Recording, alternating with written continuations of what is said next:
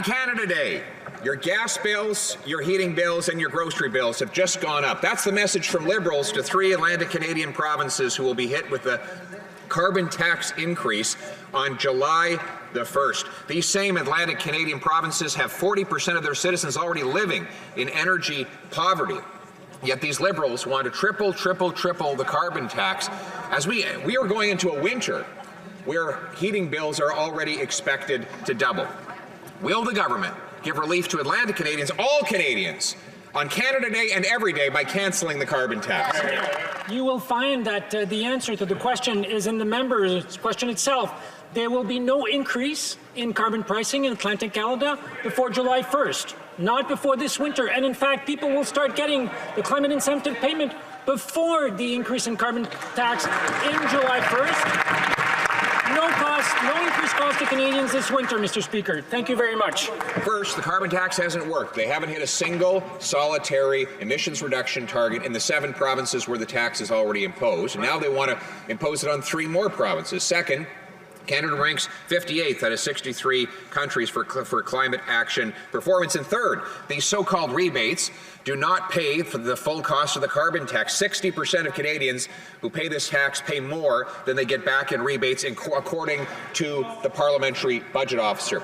So instead of stating and restating these falsehoods, why won't they give Canadians a break on their heating, eating, and housing bills so that Canadians can afford to live? 8 out of 10 Canadians will get more from the climate payment incentive than what it costs. That's a fact. They can debate it and they can go into the alternative views of the world, but Canadians will get 8 out of 10 Canadians will get more. And Mr. Speaker, what I'm interested to know is when will they have a plan to fight climate change? When will they help tackle this issue that is costing Canadians billions of dollars, Mr. Speaker, year after year? That's my question to them. Thank you, Mr. Speaker. The real question is when will they have an environmental plan? Because they haven't hit a single target that they've set for themselves, and that's not our opinion. That is the finding of their own departmental reports. And it was the Parliamentary Budget Officer that this Prime Minister appointed that came to the conclusion that the vast majority of Canadians pay more in the carbon tax than they hope to receive in any rebate. And now a report shows that Canada has come in 58th out of 63 when it comes to climate action, falling behind China and Indonesia. So when will they finally accept the science and admit that they have a tax plan, not an environment plan? Accept the science, Minister, coming from the Conservative Party of Canada.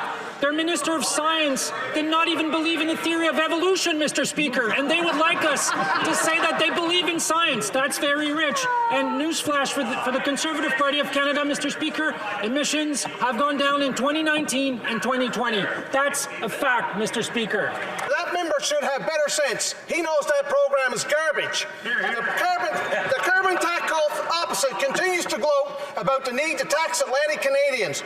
But the evidence is in. Carbon tax isn't working. We rank 58 out of 64 countries in fighting climate change. Canada's emissions are higher now than ever. Carbon tax just fuels inflation.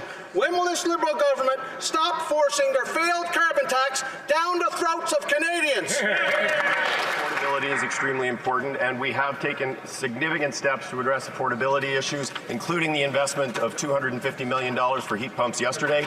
It's also the case that no matter how much the Conservatives try to mislead this House, 8 out of Canadian families actually get more money back than they pay with respect to the price on pollution, and certainly in Newfoundland and Labrador it will mean money in the pockets of folks there. I would also say, as I said before, it bears stating that every member of that side of the House campaigned on putting in place a price on pollution in the last election. What do you say to your constituents? My goodness.